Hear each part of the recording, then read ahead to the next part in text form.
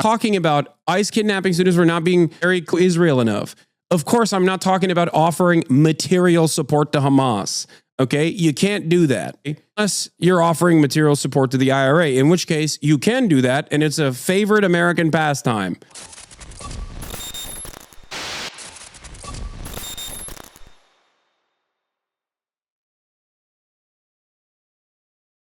Latest on the Trump administration's immigration crackdown spreading to college campuses as federal agents take action to detain and deport foreign students across the country.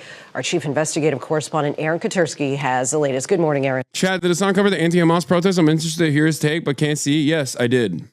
2 days in a row after they happened. And good morning to you, Lindsay. This is raising alarms on campuses across the country, but the Trump administration is signaling it's only the beginning.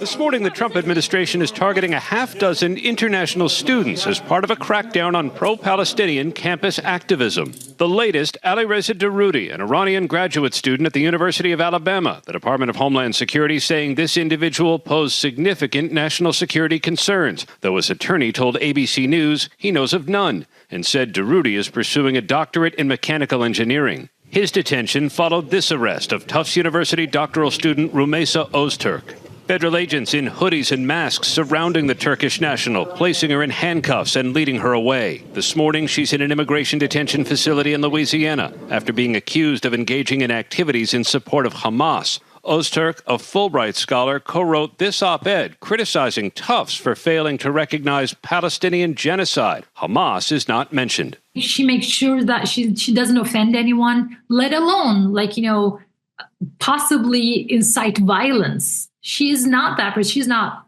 aggressive. No criminal charges have been filed against any of the detained students. Their right to free speech is protected, but the administration says their right to be in the country is not. Every time I find one of these lunatics, I take away their visa. The courts have not weighed in on the administration's approach, which experts say is unprecedented. I have not seen before the kinds of aggressive tactics ICE is now taking to apprehend students in their dormitories on campus or near campus for immigration enforcement types of actions.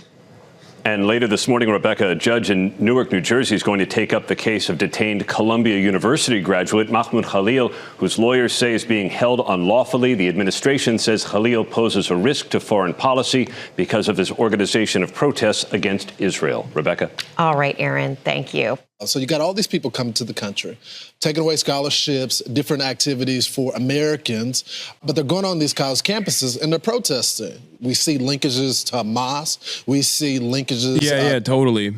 I tweeted about this earlier, by the way, and predictably every stupid person with a blue check mark responded with just incorrect information, I guess.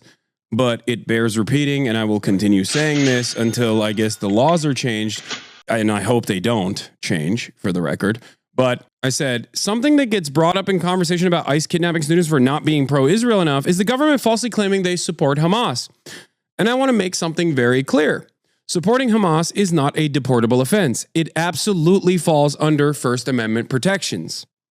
Okay? The bar for deportation or the revocation of your student visa or the revocation of your legal permanent residency status is infinitely higher than I don't like what you have to say.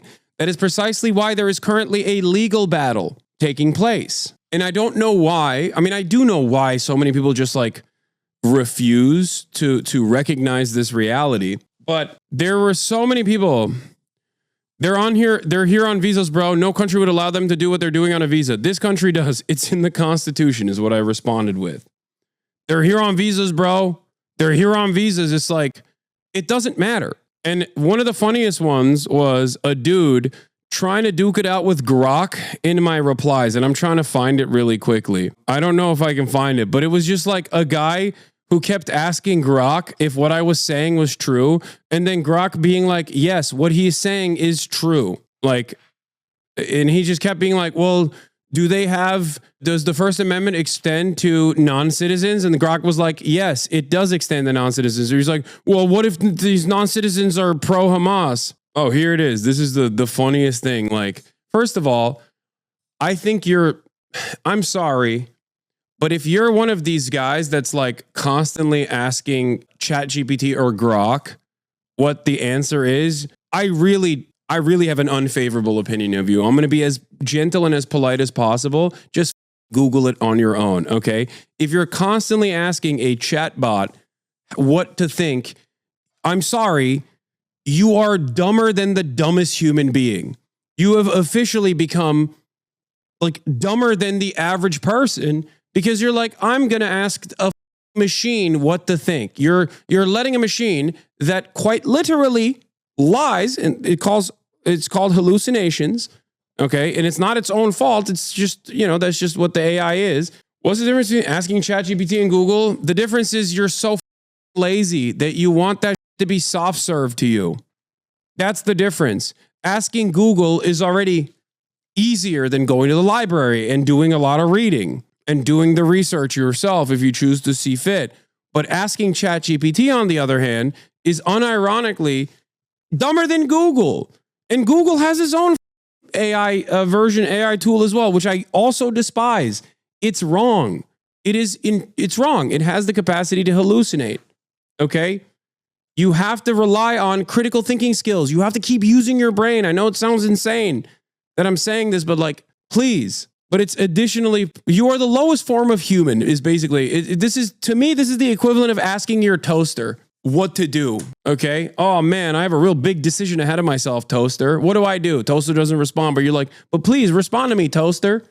This is so dumb. In any case, at Grok, does sympathizing with Hamas fall under First Amendment? Expressing sympathy for Hamas is generally protected under the First Amendment as free speech, provided it doesn't involve material support, e.g. money, training, or incitement to violence. Legal cases like Holder v. Humanitarian Law Project distinguish protected advocacy from unprotected actions. Despite Hamas's terrorist designation, independent speech remains safeguarded, though the issue sparks debate over security versus rights. Does this include green card holders? Green card holders likely have a First Amendment right to express sympathy for Hamas without criminal punishment, unless it involves material support for or incitement. However, they face potential deportation risks under immigration law, unlike U.S. citizens who are fully protected. Recent cases like Mahmoud Khalil's arrest highlight this disparity, with debates ongoing about free speech versus national security. This answer isn't very clear. Do they or don't they have First Amendment rights? Is deporting them legal or illegal? If they're deported, on what legal grounds are they deported? Green card holders have First Amendment rights, but these may not prevent deportation under immigration law.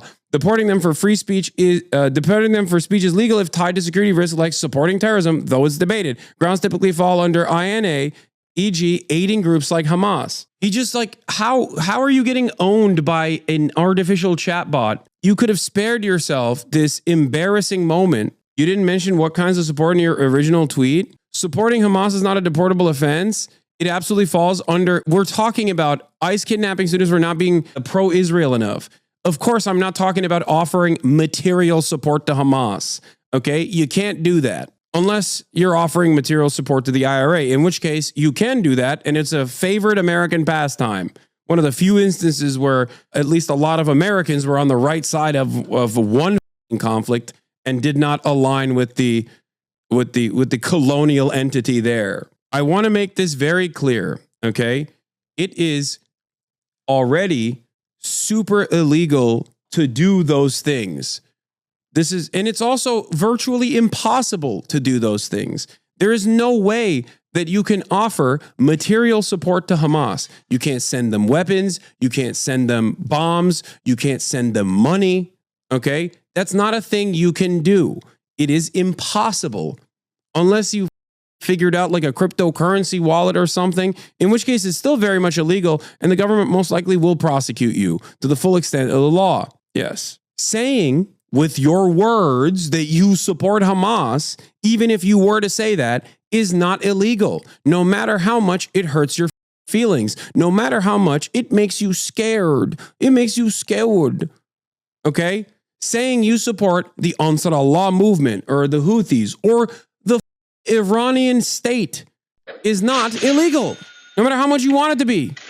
To other foreign governments as well, Marco Rubio has made the commitment that he's going to revoke their visa. He said that he's already revoked 300 plus visas. Here's the Secretary of State. It might be more than 300 at this point. We do it every day. Every time I find one of these lunatics, I take away their visa. You're saying it could be more than 300 sure. visas? I mean, at some point, I hope we run out because we've gotten rid of all of them. But we're looking every day for these lunatics. Right. And so everyone thinks Mahmoud Khalil. But when Mahmoud Khalil was tossed, the word came out to these Palestinian organizations linked to Hamas or not, that the Americans are not going to tolerate the campus unrest, the takeover of buildings, what we see. Yeah, notice how he's saying whether they support Hamas or not, like they're not even hiding it too. It's not like they're hiding it. Like they're pretty open about it. They're saying, it doesn't even matter if you support Hamas or not. You can't be disruptive on campus. A direct violation of the First Amendment. Even a support for Hamas in and of itself, supporting Hamas is not a punishable offense. This is ridiculous. Just like supporting Israel, which is an infinitely worse force in the region than Hamas ever could be, is not a violation that causes you to get deported. Hasan says you're wrong. I know. That doesn't mean what you think it means. If you had any brain cells, you would understand that isn't the argument that you think it is. As Asmongold says you're wrong is such a funny statement in and of itself. It's like, okay. It's like saying, oh yeah, my dad with a high school education thinks you're wrong. And before you say Asman went to college, doesn't matter. He's LARPing as a person who is in an effort to cultivate a fan base of dumbasses. Yeah. He also thinks the real severe violation of free speech is when titties are small in video games. Not exactly, the sharpest tool in the tool shed. Even though he is actually a lot smarter than he presents himself as. He's just LARPing. Saw it almost every Ivy League institution outside Princeton. Well, I didn't really see much there. Now, not only is the campus is going to lose, the college is going to lose money, but they're going to lose people. Now, yesterday, we found out that we had one person self-deport from Colombia after Khalil was tossed out. And she sat down in Canada with Al Jazeera to talk about what she thought, why she left. Oh, what a great home for her. What did she say, Rachel? She said the moment Mahmoud got arrested, it sent shockwaves across Colombia's community.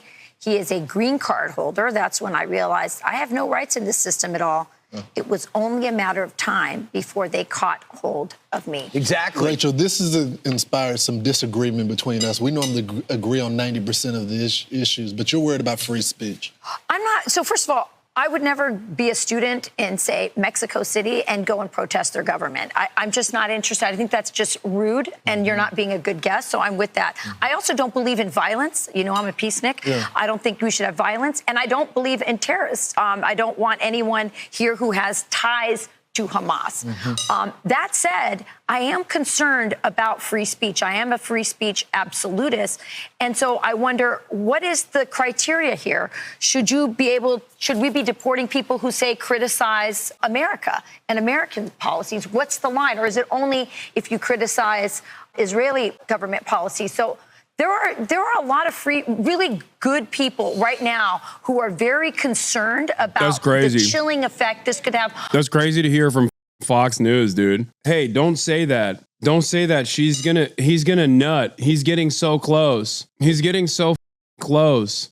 It's like, what did you say? Did you say deporting people that are anti-America? Oh, yeah.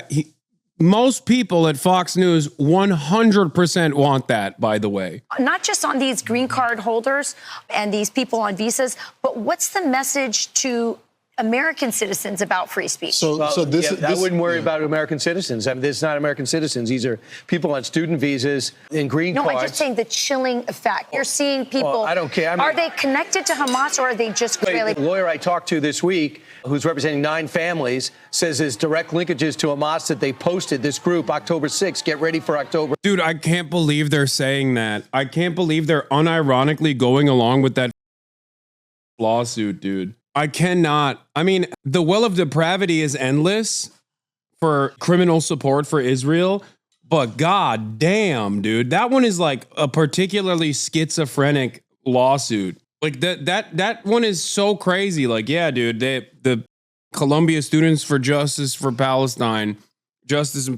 are linked up directly with Hamas. There's a new lawsuit that was presented by a dude who was literally, or a lady, I don't know, a person who was an Israeli who was kidnapped by Hamas and came back and basically said, Hamas, when I was being held captive, Hamas told me that they were directly in contact with Columbia students. And the proof for it is that the Columbia SJP account that was dormant over summer break was no longer dormant on October 7, before October 7 happened, okay? And not because like school was back in session, but because the implication is that they knew, in the tunnels of Gaza in early October, Yahya Sinwar, all right, this operation must be of utmost secrecy. Iran can't know. Hezbollah can't know.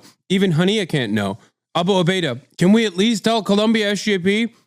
Sinwar, okay, fine, as long as they promise to keep quiet. And they're lying about when the thing was published. They didn't even publish it, 3 minutes before the attack. They published it on October 5th, 2023, because they had gotten back to school. One of the most psychotic things I've ever seen. We're 7th. So there's no doubt about it. There's organizations here. There's also the hostages were saying that the Hamas hostage holders were bragging to them about their access to American students, the students in America, and that they were going to win the power of basically the publicity and marketing. They also tossed out somebody at Tufts University, caught this PhD student. They also threw out yesterday at Harvard. They threw out a Kasina Petrova, who's a Russian research associate, also with anti-American activity. You're over here, you're protesting this country and our allies. Goodbye. I would just say this, Rachel. I see your point. I see how it could be chilling. But I want chills to run down the spines of not only terrorists, but people that are residents here. You're a visitor here. You don't have the right, be on your best behavior here. And what we're dealing with is people that don't love the country, people that have radical ties, and I think they're trying to use our laws against us at the time. So I think what the Secretary of State is saying, look, I want to find visa violations. Many of these people have ties to foreign governments. They're trying to have dissent. They're trying to get us to be at each other's necks, at each other's necks as well. And so you have to send a message to the people that are visitors. Don't come in my house and spray paint on my wall. Look, we have to deal with I agree with that. We have the American citizens that are degenerates. We have to deal with them. That is a part of our society. We don't have to deal with the visitors that are here. And I think that's what the Secretary of State is doing. When I was a child in a military brat growing up, I lived overseas almost exclusively. And when we went to I attended Department of Defense schools, and we had to take a class called Host Nation class, where we learned. Yeah, except if you took that class as a foreign student in the United States of America, the class would tell you that you are well within your rights to literally, through speech and through protest, unironically defend any group you want to. It is a fundamental, it's the first one. It's the first right. The do you mean? Learned about the host nation, and we learned how to be a guest, a proper guest in people's country. That is my primary concern with this. And the other concern I have is the thing you touched on, but which needs more attention to, which is the fact that our universities are prioritizing foreign students because they pay full rate tuition. And a lot of these slots belong to American kids. How many valedictorians aren't getting into these elite schools? All of them. Because if they're white. If they're white males. This is something, America is for Americans. That's right. And we need to prioritize that. Right. So I think there's a lot to be said. Yeah. But let's also be careful, because we don't want to leave the impression on the world that we are not for free speech. I'm Steve Doocy. I'm Brian Kilmeade. And I'm Ainsley Earhart. And What do you mean? What do you mean? You are that, though. You are anti-free speech. Like, it's too late, you know?